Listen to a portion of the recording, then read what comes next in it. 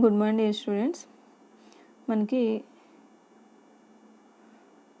2019-20 పన్నేద్దన సంవత్సరానికి శ్రీ నరసింహనాయుడు యొక్క ఏజ్ వచ్చి 58 ఇయర్స్.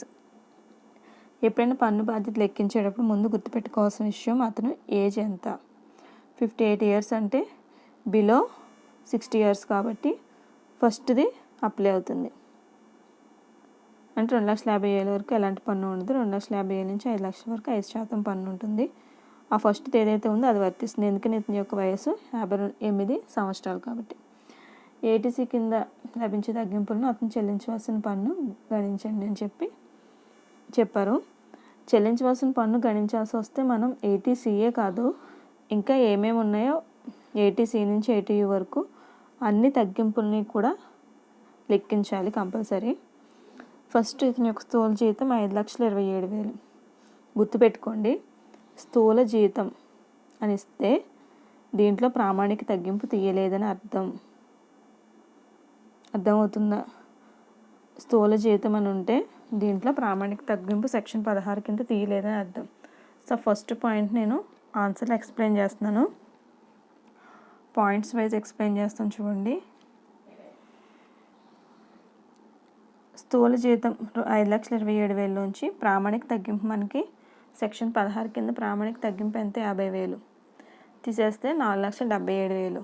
ఇది జీతం నుండి ఆదాయం శీర్షికలోకి వస్తుంది. జీతం నుండి ఆదాయం ఫస్ట్ శీర్షిక 4,77,000. ఓకే, నెక్స్ట్ సాహిత్యం సంబంధించి రాయల్టీ తగ్గింపులు ఇవి చెప్తాను. బ్యాంక్ పొదుపు ఖాతాలపై వడ్డీ కూడా చెప్తాను. అనుమతించిన వార్షిక సంస్థకు విరాళాలు ఇవన్నీ కూడా మనకి తగ్గింపుల్లోకి వస్తాయి. జీవిత బీమా ప్రీమియం కూడా అంతే. భార్య జీవిత బీమా ప్రీమియం కూడా అంతే. మేజర్ కుమారుని జీవితంపై చెల్లించిన జీవిత బీమా ప్రీమియం చెప్తాను అవన్నీ. వాటితో పాటు గృహస్థు నుంచి ఆదాయం ఏదైనా ఉందేమో చూడండి. ఇందులో మనకి 14వ పాయింట్, అతడు భారత జీవిత బీమా కార్పొరేషన్ నుండి గృహస్థ నిర్మాణం కోసం రుణం తీసుకుని నిర్మాణాన్ని 2016లో పూర్తి చేశాడని చెప్పడం జరిగింది. అంటే గృహస్థ నుంచి ఎలాంటి ఆదాయము లేదు, కానీ అప్పుపై వడ్డీ అనేది చెల్లిస్తున్నాడు. ఎంత? 13వ పాయింట్లో చూడండి, భారత జీవిత బీమా సంస్థను తీసుకున్న గృహం నుంచి తిరిగి చెల్లింపు అసలు మొత్తం 40,000, వడ్డీ 35,000. మనకి వడ్డీ ఎంతైతే చెల్లిస్తామో అది మాత్రమే తగ్గింపు ఇవ్వడం జరుగుతుంది. కాబట్టి మనకి గృహస్థ నుంచి ఎలాంటి ఆదాయం లేదు. సో నికర వార్షిక విలువ నిల్లు. సెక్షన్ 24 ప్రకారం తగ్గింపులు కూడా నిల్లు. ప్రామాణిక తగ్గింపు కూడా ఏమి ఉండదు. సో అది కూడా నిల్లు. కానీ గృహ నిర్మాణం కోసం చేసిన అప్పుపై వడ్డీ 35,000. ఇది గృహస్థ నుంచి నష్టం కింద వస్తుంది. 35,000 ఏంటంటే గృహస్థిపై నష్టం. జీతం నుండి ఆదాయం 4,77,000 ఫస్ట్ హెడ్. సెకండ్ హెడ్ ఏంటి? గృహస్థ నుంచి ఆదాయం. సెకండ్ హెడ్లో గృహస్థ నుంచి ఆదాయం రాలేదు, నష్టం వచ్చింది. ఎంత? 35,000 నష్టం వచ్చింది. నెక్స్ట్ థర్డ్ హెడ్ ఏంటి? మూడోది వృత్తి లేదా వ్యాపారం నుంచి ఆదాయం. మనకి ఇచ్చిన దాంట్లో వృత్తి వ్యాపారాలకు సంబంధించి ఆదాయాలు ఏం లేవు, సో నిల్లు. మూలధన లాభాలు కూడా ఏమీ లేవు. ఫోర్త్ హెడ్ అది కూడా నిల్లే. ఇక ఫిఫ్త్ హెడ్ ఏంటి అంటే ఈ నాలుగిట్లోకి రానివి మనకి ఇతర వనరుల నుంచి ఆదాయం అవుతుంది. ఈ నాలుగిట్లోకి రానివి ఏమున్నాయి? అతనికి వచ్చిన ఆదాయాలు చూడండి. ఈ విరాళాలన్నీ కూడా అతను ఇచ్చినవి. బీమా ప్రీమియం చెల్లింపులు ఇవన్నీ కూడా చెల్లించినవి. అవి తీసుకోకూడదు. ముందు ఈ 5 హెడ్స్లోకి ఏం తీసుకోవాలంటే ఆదాయాలు తీసుకోవాలి. సాహిత్యానికి సంబంధించిన పుస్తకంపై రాయల్టీ 40,000. రాయల్టీ నుంచి తగ్గింపుకు అనుమతించే ఖర్చులు 8,000. సో ఇవి ఇతర వనరుల నుంచి ఆదాయంలోకి వస్తుంది. రాయల్టీ 40,000లో రాయల్టీ నుంచి తగ్గింపు అయిన ఖర్చులు 8,000 తీసేస్తే 32,000. ఇది ఆదాయం, ఇతర వనరుల నుంచి ఆదాయం. దాంతోపాటు బ్యాంక్ పొదుపు ఖాతాల మీద వడ్డీ ఉంది చూడండి. Fourth point. ఫస్ట్ పాయింట్ అయిపోయింది, సెకండ్ పాయింట్ అయిపోయింది, థర్డ్ పాయింట్ అయిపోయింది. ఫోర్త్ పాయింట్ ఖాతాల మీద వడ్డీ, పొదుపు ఖాతాల మీద వడ్డీ 34,000. సో అది కూడా ఇతర వనరుల నుంచి ఆదాయమే. 32,000 రాయల్టీ ఆదాయం, అలాగే బ్యాంక్ వడ్డీ 34,000 కలిపితే 66,000. సో మొత్తం ఆదాయం ఎంత? 5,08,000. ఈ 5 హెడ్స్ కింద వచ్చిన ఆదాయాలన్నీ కలిపితే మొత్తం ఆదాయం అవుతుంది.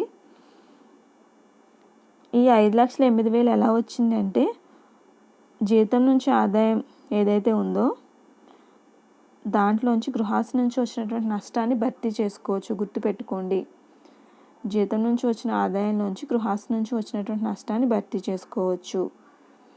అలాగే మూలధన లాభాలకు వచ్చేసరికి దీర్ఘకాలిక లాభాలని ఉంటే వాటి నుంచి నష్టాలు, మూలధన నష్టం ఏమైనా ఉంటే భర్తీ చేసుకోవచ్చు. ఈ నష్టాన్ని భర్తీ చేయడానికి సంబంధించి నేను ఇంకొక PDF మీకు పంపిస్తాను, లేదా నెక్స్ట్ వీడియోలో నేను అది ఎక్స్ప్లెయిన్ చేస్తాను. మీరు అది చూస్తే మీకు క్లారిటీ వస్తుంది ఎందులో వచ్చిన లాభాల నుంచి ఏ నష్టాలని మనం భర్తీ చేసుకోవచ్చు అని.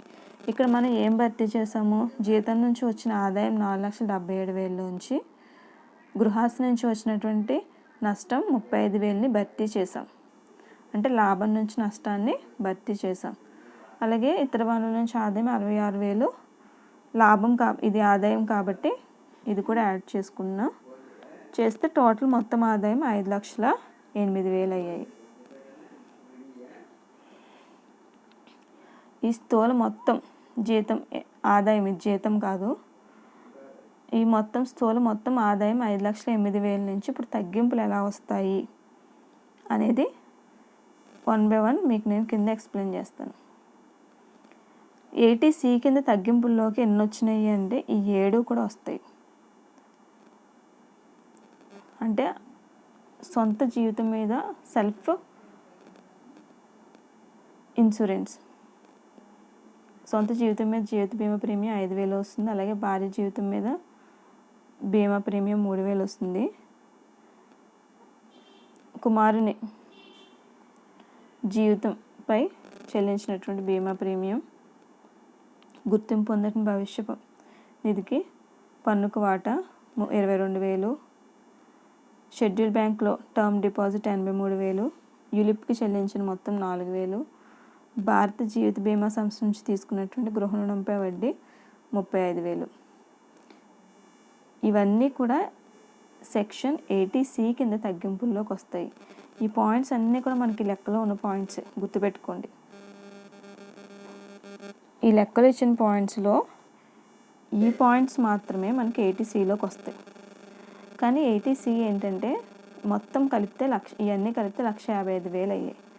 కానీ సెక్షన్ 80C కింద ఎంతవరకు తగ్గింపు ఇవ్వడం జరుగుతుందంటే 1,50,000 వరకు మాత్రమే తగ్గింపు ఇవ్వాలి, అంతకుమించి ఇవ్వడానికి లేదు. కాబట్టి సెక్షన్ 80C తగ్గింపులు ఎంత? 1,50,000 వేసుకున్నాం అక్కడ. Next 80G. 80Gలో కొన్నిటికి 100% తగ్గింపు ఉంటుంది, కొన్నిటికి 50% తగ్గింపు ఉంటుందని ఇంతకుముందు 80G గురించి చెప్పుకున్న వీడియోలు చెప్పుకున్నాం. కానీ మొత్తం ఆదాయంలో 10% ఇది మించకూడదు. సో ఫస్ట్ మనం 80G కింద తగ్గింపులు 10% మించి ఇవ్వడానికి లేదు. కాబట్టి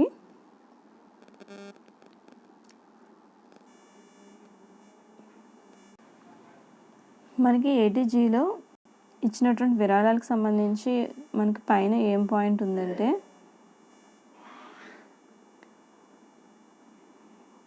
ఫిఫ్త్ పాయింట్, అనుమతించిన వార్షిక సంస్థకు విరాళాలు 38,000 అని ఉంది. ఆ 38,000 ఎక్కువ, లేదంటే జీతంలో 10% ఎక్కువ చూసుకోవాలి. ఏది తక్కువైతే దానికి తగ్గింపు ఇవ్వడం జరుగుతుంది. సో 80G కింద తగ్గింపు గురించి ఆలోచించాలంటే ముందు మనం చేయాల్సిన పని ఏంటంటే స్థూల మొత్తం ఆదాయం ఏదైతే ఉందో దాంట్లో ఉంచి 80C నుంచి 80U వరకు ఉన్నటువంటి తగ్గింపులను తీసేయాలి. తీయగా వచ్చిన దానిలోంచి 10% కట్టాలి. ఆ 10% మీద 50% మాత్రమే మనం తగ్గింపు ఇవ్వాలి. సో ఇది రావాలి అంటే మనం 80G చేయడానికంటే ముందు 80QQB తగ్గింపులు ఉన్నాయి ఈ లెక్కలో, అలాగే 80TTAకి సంబంధించిన తగ్గింపులు కూడా ఉన్నాయి. సో ఆ రెండు కూడా ముందు లెక్కించి ఆ తర్వాత 80G తగ్గింపుల గురించి లెక్కించాలి. సెక్షన్ 80QQD తగ్గింపుల్లోకి ఏమొస్తాయి అంటే మీకు 80C నుంచి 80U వరకు తగ్గింపులు చెప్పాను చూడండి, అవన్నీ చదువుకుంటే ఇవి తెలుస్తాయి మీకు. రాయల్టీస్ 80QQBలోకి వస్తాయి. ఎంత రాయల్టీ అంటే 32,000. లెక్కలో మనకి ఇచ్చింది ఎంత రాయల్టీ చూడండి. రాయల్టీ పుస్తకం మీద 40,000 వసూలైంది, దానికి అయిన ఖర్చు 8,000 తీసేస్తే రాయల్టీ మొత్తం ఎంత, ఆదాయం 32,000. ఆ 32,000కి తగ్గింపు ఇవ్వాలి 80QQB కింద. అలాగే బ్యాంక్ పొదుపు ఖాతాలపై వడ్డీ గరిష్ట తగ్గింపు 10,000. మనకి ఇక్కడ వచ్చిన ఆదాయం ఎంత, బ్యాంక్ పొదుపు ఖాతాల మీద 34,000 ఆదాయం వచ్చింది. కానీ ఎంత తగ్గింపు ఇవ్వాలి గరిష్టంగా అంటే 80TTA ప్రకారం 10,000 వరకు మాత్రమే తగ్గింపు ఇవ్వడం జరుగుతుంది. సో ఇక్కడ మీకు నేను లెక్కలో చూడండి 80C తగ్గింపులు 1,50,000 ఇందాక రాసుకున్నాం. QQB కింద రాయల్టీ 32,000 తగ్గింపు ఇస్తాము. అలాగే 80TTA కింద 10,000 వరకు మాత్రమే తగ్గింపు ఇవ్వాలి. సో ఈ స్థూల మొత్తం ఆదాయం 5,08,000లోంచి కింద మీరు స్థూల మొత్తం ఆదాయం 80G చూడండి. 80Gలో స్థూల మొత్తం ఆదాయం 5,08,000లోంచి 80C తగ్గింపు 1,50,000 తీసేయాలి. అలాగే 80QQB తగ్గింపు 32,000, అలాగే 80TTA తగ్గింపు 10,000. సో 5,08,000 నుంచి 1,50,000, 32,000, 10,000 లెస్ చేస్తే మనకి 3,26,000 వస్తుంది. ఈ 3,26,000 మీద 10% కడితే 32,600 వస్తుంది. ఈ 32,600లో మనం 50% మాత్రమే తగ్గింపుగా 80G కింద తగ్గింపుగా ఇవ్వడం జరుగుతుంది, అంతకుమించి ఇవ్వడం జరగదు. చూడండి ఇక్కడ మీకు ఇచ్చినటువంటి ధార్మిక సంస్థకి ఇచ్చినటువంటి విరాళాల్లో మనకి ఇచ్చినటువంటిది 100% సంబంధించింది కాదు, 50%కి సంబంధించిన విరాళాలు కాదు. నేను మీకు 80Gలో ఏవైతే చెప్పానో A, B అని 2 చెప్పాను.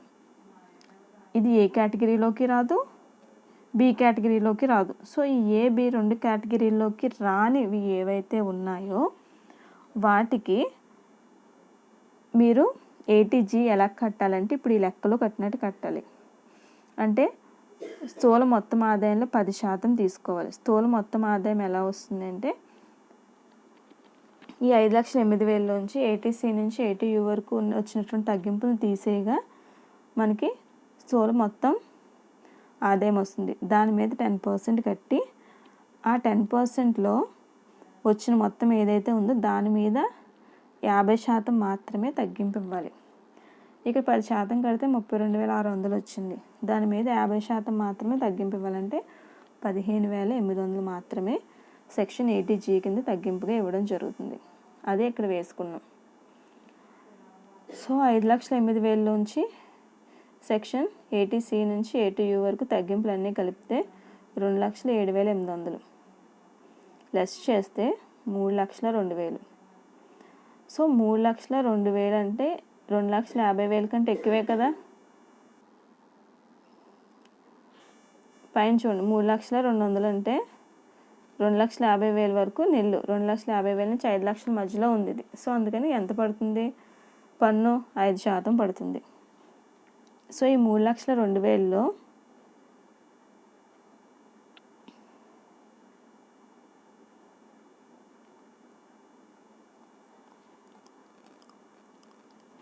పన్ను బాధ్యతను లెక్కించడం అని చెప్పి ఇక్కడ మీకు మొత్తం ఆదాయం 2,99,700 అని ఉంచుకోండి. ఆ లైన్ కొట్టేయండి. మొత్తం ఆదాయం ఎంత అంటే 2,07,800. అక్కడ అది వస్తుంది, 2,99,700 కాదు, అది కొట్టేయాలి. అక్కడ ఏం స్ట్రైక్ అవుట్ చేసి 2,07,800 వేసుకోండి. సో కింద మీకు అదే విషయాన్ని 3,02,000 వేసుకోండి. సో కింద మీకు అదే విషయం చూపించాం. 3,02,000లోంచి ఫస్ట్ ఇది మొత్తం ఆదాయం. ఇతని మొత్తం ఆదాయం ఎంత అంటే 3,02,000. ఈ 3,02,000లో ఫస్ట్ 2,50,000కి ఎలాంటి పన్ను ఉండదు. సో 3,02,000లోంచి ఫస్ట్ 2,50,000కి పన్ను నిల్లు. ఈ 2,50,000 పోను ఇంకా ఎంత ఉంది అంటే 50,200 ఉంది. సరిగ్గా అబ్జర్వ్ చేయండి. ఫస్ట్ 2,50,000కి పన్ను ఉండదు. 3,02,000లోంచి 2,50,000 తీసేయండి. తీసేస్తే ఇంకా 50,200 వచ్చింది కదా, దీనికి మాత్రమే 5% పన్ను కట్టాలి. ఈ 50,200 మీద పన్ను కడితే 2,510 వచ్చింది.